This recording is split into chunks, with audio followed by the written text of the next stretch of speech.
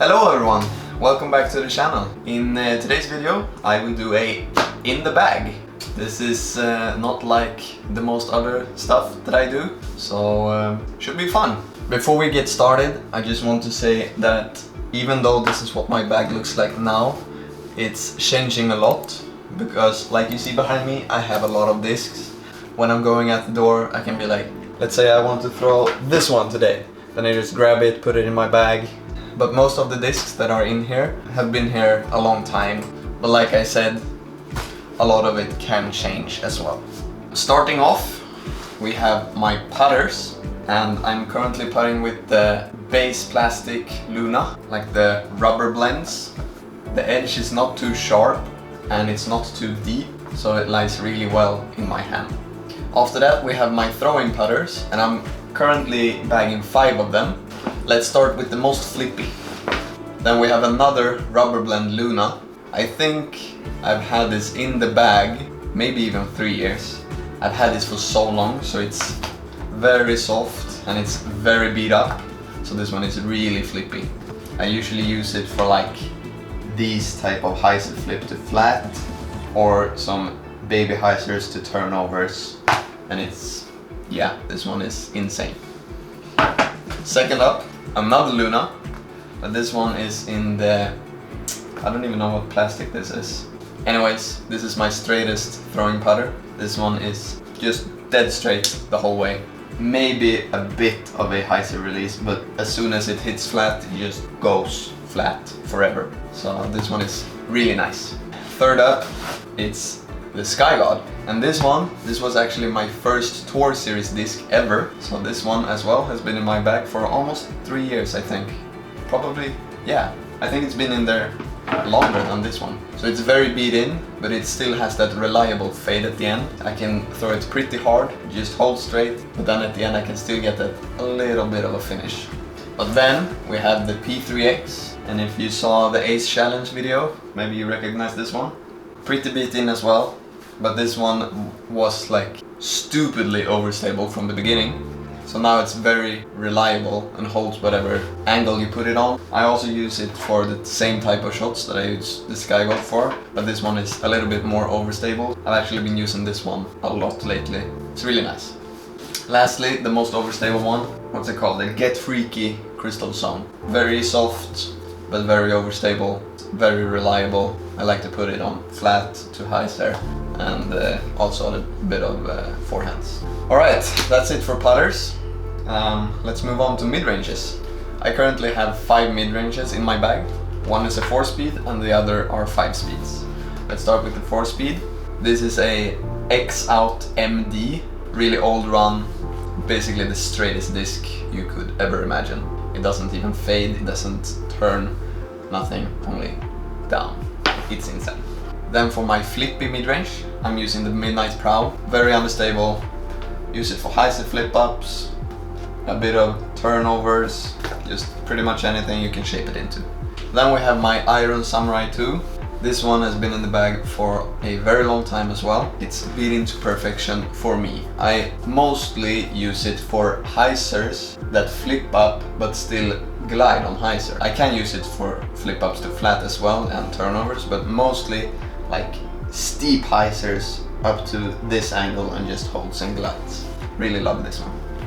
4th mid-range, actually my first disc ever. When I started disc golfing, I bought 3 discs from Disc Sport, and this is one of them. I bought a P2, an MD3 and a CD3, which you will see later. But this is the MD3, surprisingly overstable still. If I put it on hyzer, then it finishes really hard actually. So surprisingly overstable for being that old.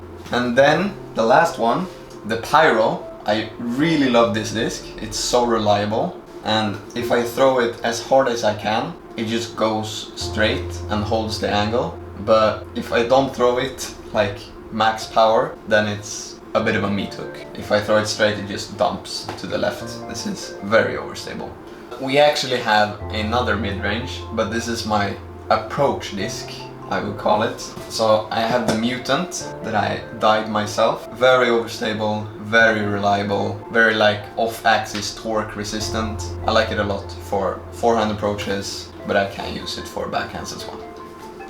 Alright, next up is fairway drivers, and right now I have 6 of them. First off, we have my Crave, and this one, it shouldn't go as far as it does. This is a 6.5 speed, but most of the time it almost goes as far as my control 11 speed drivers. A bit of flip up, like if I release it right there, it goes up and goes to there.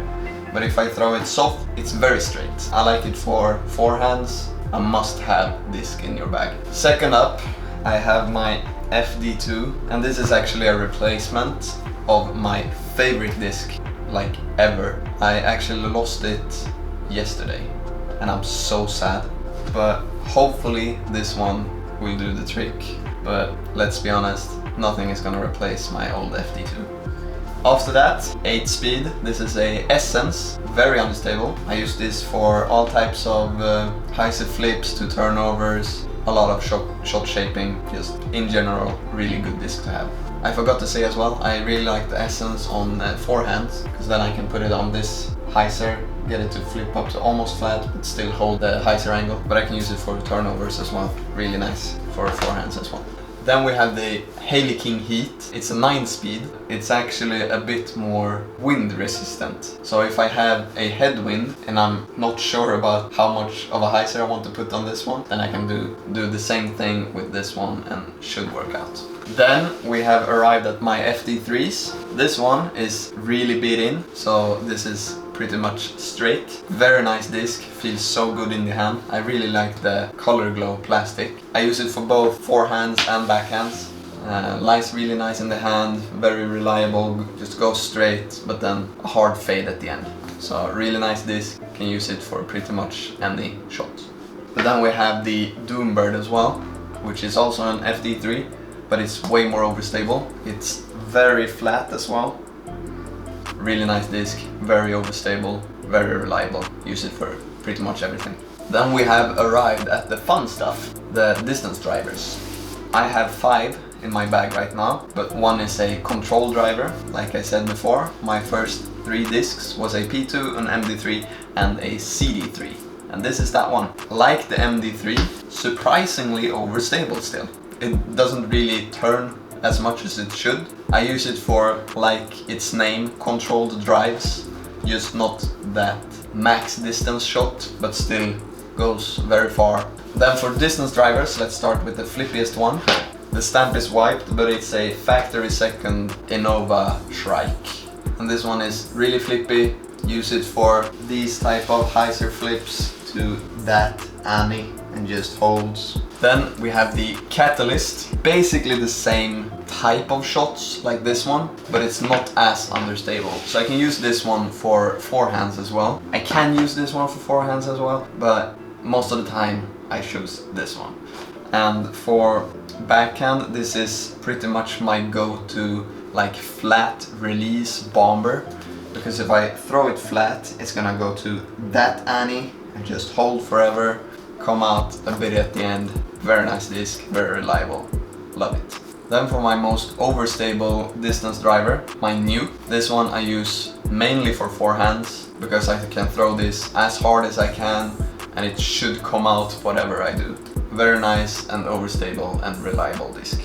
Then lastly we have my Dimension, which is a 14.5 speed overstable distance driver. Has a bit of a pop, but not too much. I don't like pop tops for distance shots because it feels weird in my hand. I know it's better for like glide, but that's why I like this one so much, because the glide on it is insane, even though it doesn't have that insane pop top. But it's still pretty overstable, so when I go for the max distance shots with this one, I put it on this Annie and then it holds and comes out at the end.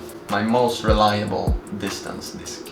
And then we have utility discs, stuff that isn't regularly used for normal type of shots. Except one, because I also have my Berg here, which I use for pretty much 80% of my approaches. It's insane. I couldn't play around without this disc. This disc actually changed my game a lot and saved me a lot of strokes when I learned to throw it on a forehand. I love this one.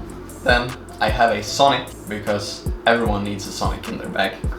This is so much fun. And the glide, yeah, insane disc. I don't really know what more to say than just try it out yourself. This is so much fun.